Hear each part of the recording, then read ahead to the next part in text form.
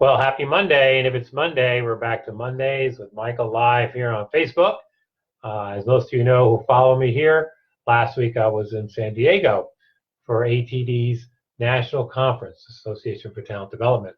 Its annual conference this year, which celebrated 75 years for ATD, was held in San Diego at the San Diego Convention Center.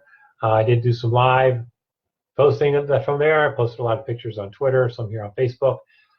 It's a great annual conference. This year was even more special because of its 75th anniversary. A lot of people there, a large expo, and a lot of our vendor partners are there. So it was good to see some of our vendor partners on the trade show floor. It's always good to reconnect with friends, those who get to go every year. It's kind of coming back together, see how everybody's doing.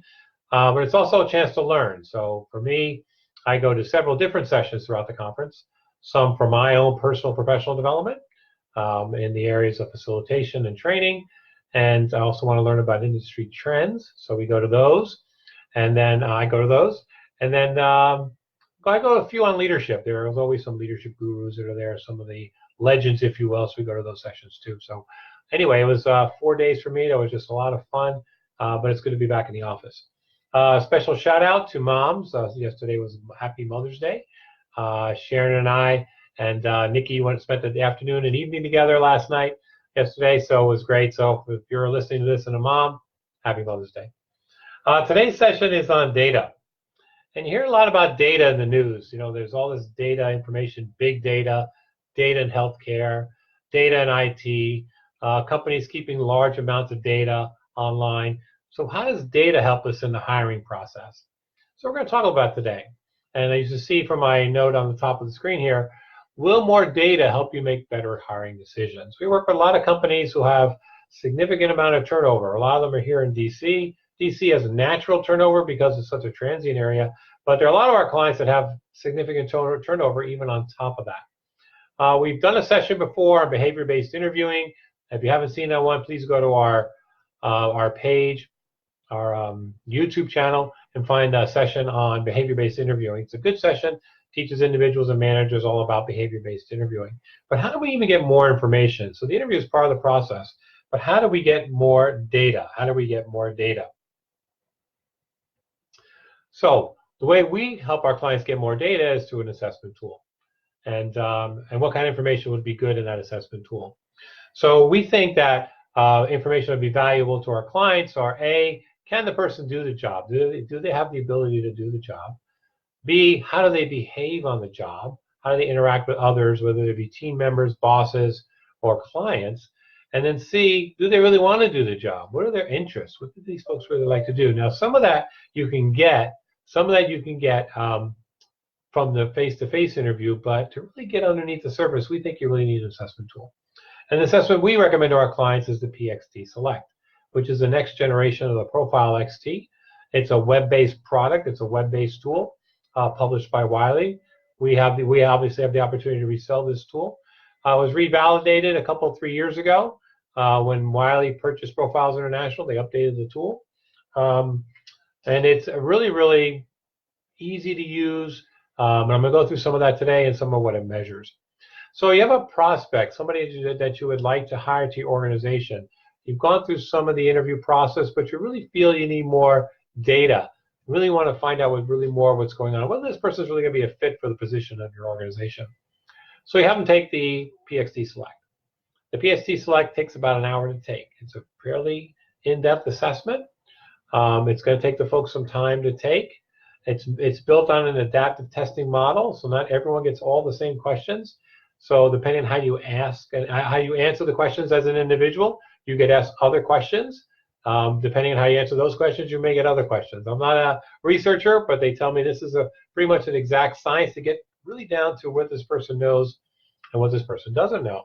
So it measures those things. So it measures three things. It measures thinking style, it measures behavioral traits, and it measures interests. I'm going to show you basically what the overall fit page looks like on the selection tool.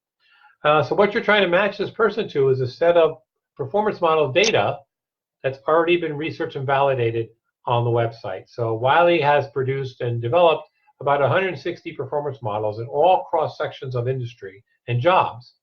So as you go through this process, you select a job that you're trying to hire to based on the database, the data that's available on the site. And let's say it's accountant. So there is an accountant profile within the system, and you pull that profile, and then you're going to give your candidate the assessment tool. You can compare their results to the model that's been developed for accountant within the system. And you're going to compare those two. And what you can compare them to, what's going to spit out for you is the comprehensive selection report, which is on our website that you can download. And I'm just going to show you the actual first page of the selection report, which is the overall fit. As you can see, there are a lot of scales and a lot of numbers, and I'm going to talk a little bit about that, but you can we'll deeper dive this here in a little bit. And I'll give you some information of where you can actually come and hear me do a deeper dive on the scales and whatnot. We're going to do a webinar about this particular assessment tool in June, and I'll give you that date and the link to register for that. But what does the assessment measure? So we talked about thinking style. So it measures several things on the thinking style. It measures verbal skill. It measures the ability to use vocabulary. The scale provides a sense of suitability and effectiveness of words the person might choose to communicate with others. Now, depending on the job, this may need to be strong or may not be not so strong, depending on the particular job. Under verbal reasoning, using words for reasoning and problem solving.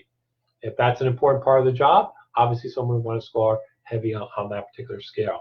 And then there's two around numbers. There's numeric ability, a measure of numeric calculation ability. The scale measures whether the person knows how to use very numerical calculations. And again, depending on the job, that might be very important. And then numeric reasoning, using numbers as a basis in reasoning for problem solving, so putting those numbers into context. So again, depending on where this person scores, they'll be matched to where the job requires based on the performance model that you pulled out of the system.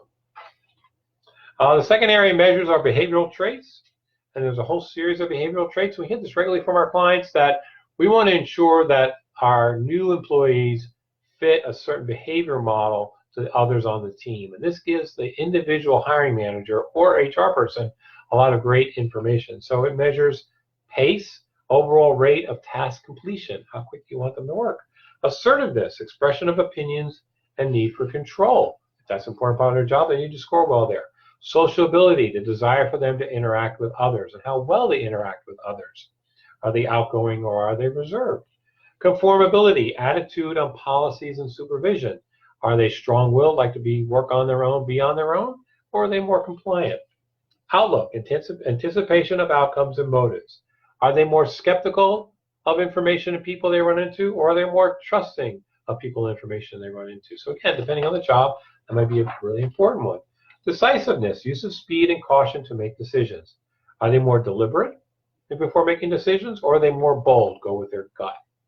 Accommodation, inclination to tend to others' needs and ideas. Are they steadfast, or are they more agreeable in the situation, harmonious? So again, depending on the importance of the job, where does that go? And independence, level of preference for instruction and guidance, whether they like working alone or like working in groups. And then the last on the behavioral scales are judgment, basis for informing opinions or making decisions. Are they more intuitive or are they more factual? The third area is interest, and there's several interests that the assessment measures. Is a person interested in a job that's creative, enterprising, finance administration, maybe for our accountant? Are they people service focused, mechanical focused, or technical focused?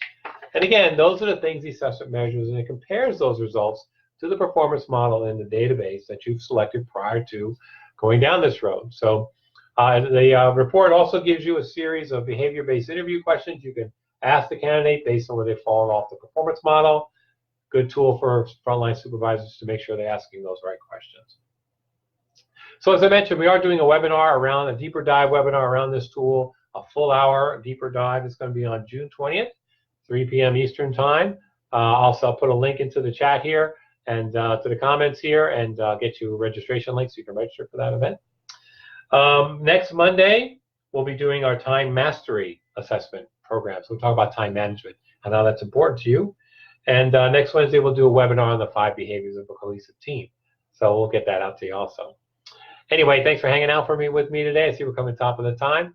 This is Mondays with Michael Live on Facebook. Hope you make a great hiring decision this week. Call us if you need help.